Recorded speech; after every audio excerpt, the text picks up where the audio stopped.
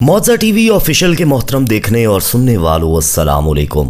प्यारे दोस्तों, दुनिया जब से बनी है यहाँ ऐसे ऐसे हैरान कुन और अजीबो गरीब वाकयात होते आए हैं कि इंसानी अक्ल भी दंग रह जाए। ऐसी ऐसी कहानियां हैं कि सुनकर इंसान की आंखें फटी की फटी रह जाएं। प्यारे दोस्तों, भारत में भी हुआ ऐसा ही एक अजीब वाकया जिसने लोगों के होश उड़ा कर रख दिए और जिस पर साइंस भी हैरान रह गई। दोस्तों, भारत में एक बदकार बीवी को पूरे गांव के सामने शौहर ने जो सजा दी वो उस गांव की नस्लों की औरतों के लिए भी इबरत बन चुकी है। सुनकर और देखकर आपके भी होश उड़ जाएंगे, कदमों तले से जमीन निकल जाएगी। मगर ये सब मुकम्मल जानने के लिए और देखने के लिए आपको हमारे साथ वीडियो में आखिर तक जुड़े रहना होगा। और आगे बढ़ने से पहले कंफर्म जरूर कर लीजिएगा कि आपने हमारा चैनल मौजा टीवी ऑफिशियल सब्सक्राइब कर रखा है। नहीं किया तो फौरी सब्सक्राइब करते हुए बेल आइकन को क्लिक कर दीजिएगा ताकि हमारी आने वाली मजीद वीडियोस का नोटिफिकेशन बर वक्त आपको मौसूल होता रहे।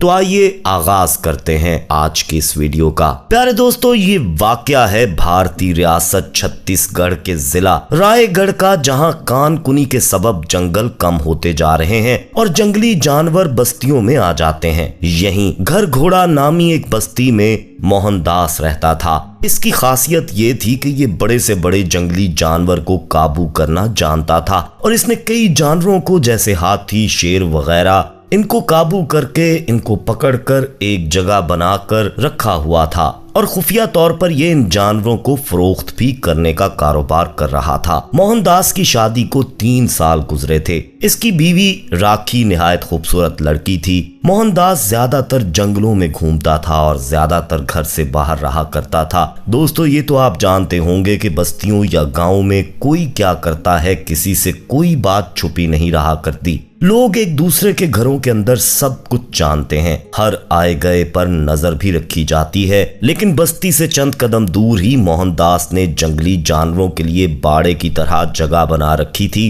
और उसकी गैर मौजूदगी में अक्सर वक्त राखी वहां की देखभाल को जाया करती थी, जबकि वहां पर जानवरों की देखभाल के लिए बकायदा रामू नामी नौकर रखा हुआ था। दोस्तों, एक बार मोहनदास जंगल के उस हिस्से में जा पहुंचा जहां बहुत ही कम कोई जाया करता था। मशहूर था कि जंगल यहां बहुत घना हो जाता है और ज्यादा खतरनाक जंगली जानवर इसी इलाके में पाए जाते हैं। उसे लालच थी कि शायद यहाँ उसको ज्यादा जानवरों तक रसाई मिल पाएगी और हुआ भी ऐसा ही। कोई नहीं जानता था कि यहाँ गोरीलों की मौजूदगी भी हो सकती है। एक बहुत बड़ा गोरीला उसे नजर आ चुका था। उसने अपने जाल में उसको फंसाया और अपनी बस्ती ले आया। वो खुश था कि ये गोरीला बहुत महंगा बिकेगा। उन्हीं दिनों इसे अपनी बीवी पर शक होने लगा था और बस्ती में भी कुछ बातें उड़ती उड़ती उस तक पहुंच चुकी थीं कि इसकी बीवी के नाजायज ताल्लुकात मोहनदास के मुलाजिम जो जानवरों के बाड़े में रहा करता था उससे हो चुके हैं। मोहन को ये सब सुनकर शदीद गुस्सा आ चुका था और वो रंगे हाथों राखी को पकड़ना चाहता था, जिसके लिए उसने मंसूबा बनाया और अपनी बीवी को बताया कि वो कुछ दिन के लिए घने जंगल की तरफ जा रहा है और इस मंसूबे पर अमल दरामद भी कर दिया।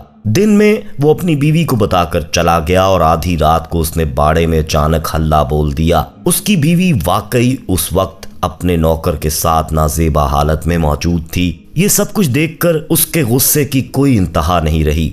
उसने अपने नौकर को तो बहुत मारा और रात के इस पहर इतने शोर शराबे से बस्ती वाले भी इकट्ठे हो चुके थे। राखी को उसने सजा देने का फैसला कर लिया था और उसने एक अजीब सजा अपनी बीवी के लिए मुंतखब की।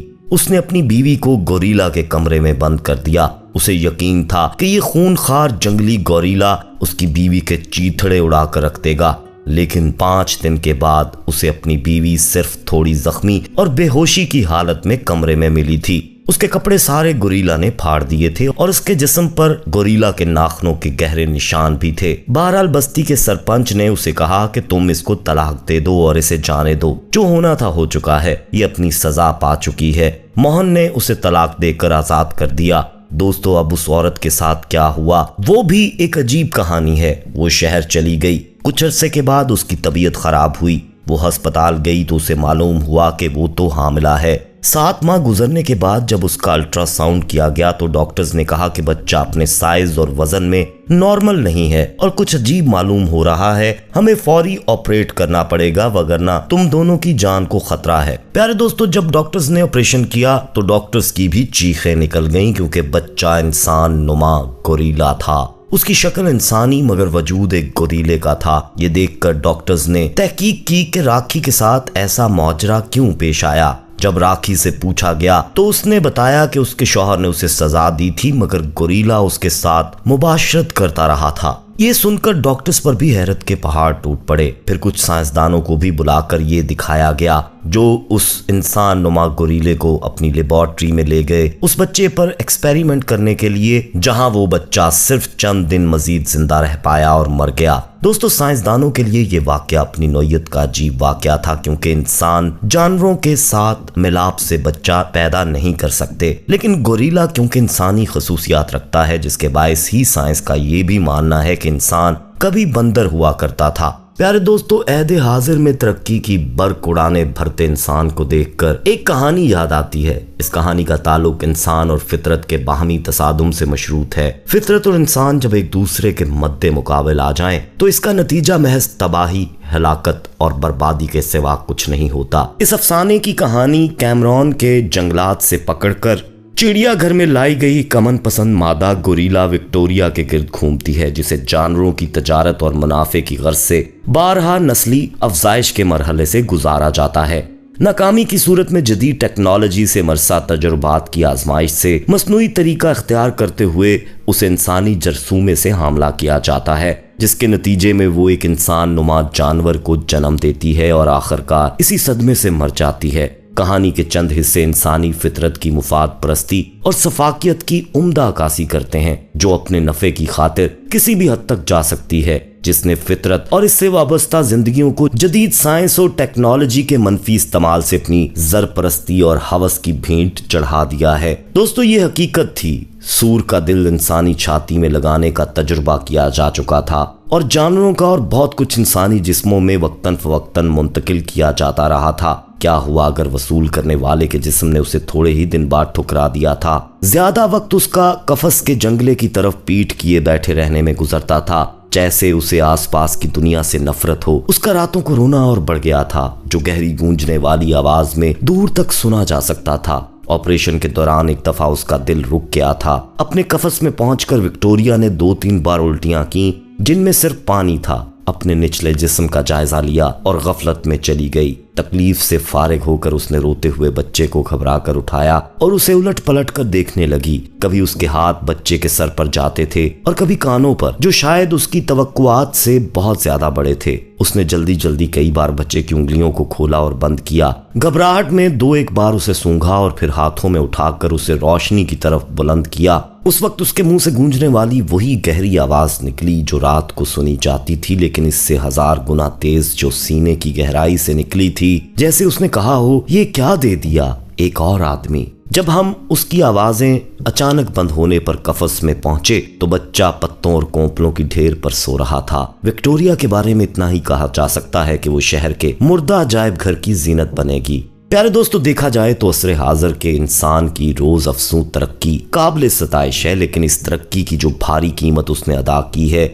इससे चशमपोशी किसी तौर मुमकिन नहीं। जदीद साइंस और टेक्नोलॉजी के बल पर नित नए साइंसी तजुर्बात, इख्तराआत और नई दरियाफ्तों की खोज ने इंसान को फितरत से बरसरे पेकार कर दिया है। इंसानी मुफाद परस्ती और मुनाफकत का मय्यार ये है कि वो न सिर्फ साइंस और टेक्नोलॉजी से हासिल होने वाले फवाइद को अजीज जानता है, बल्कि इनके नुकसानात का भी खैर मकदम करता है, जिसके नतीजे में होने वाली तबाही और बर्बादी फितरत और इससे वाबस्ता जिंदगियों की खूबसूरती को मस्ख कर देती है। यूं फितरत का ये बिगाड़ खुद इब्ने आदम के लिए मसाइल और परेशानियों के फलक बोस मीनार खड़े कर देता है। ये बात रोजे रोशन की तरह दोस्तों अयां है कि इंसानी जिंदगी मादी हवालों से जितनी चाहे तरक्की याफ्ता हो जाए, वो मेहरबान फितरत की मोहताज हमेशा रहती है। साइंसदान तो तजुर्बात करते हैं दोस्तों, लेकिन इंसान ऐसे हौलनाक तजुर्बात कर जाते हैं, जैसा कि मोहनदास ने अपनी बीवी को सजा देकर एक अजीब मुश्किल में डाल दिया। वो हामिला हुई, उसका बच्चा इंसानी नहीं था, वो बच्चा साइंसदानों ने तजुर्बात में मार दिया। कसूरवार कौन? इस पर हम नहीं बल्कि कमेंट में आप अपनी राय देंगे और बताएंगे कि आप इस हवाले से क्या कहते हैं। वीडियो पसंद आए तो इसे लाइक करते हुए दोस्तों में शेयर करना मत भूलिएगा। जाते जाते कंफर्म कर लीजिएगा कि आपने हमारा चैनल मौजा टीवी ऑफिशियल सब्सक्राइब कर रखा है, नहीं किया तो फौरी सब्सक्राइब करते हुए बेल आइकन को क्लिक कर दीजिएगा ताकि हमारी आने वाली मजीद वीडियोस का नोटिफिकेशन बर वक्त आपको मौसूल होता रहे। अपना बहुत ख्याल रखिएगा और उनका भी जिनका कोई ख्याल नहीं रखता। आने वाली वीडियो में दोबारा आपसे मुलाकात होगी, तब तक के लिए अल्लाह निगहबान।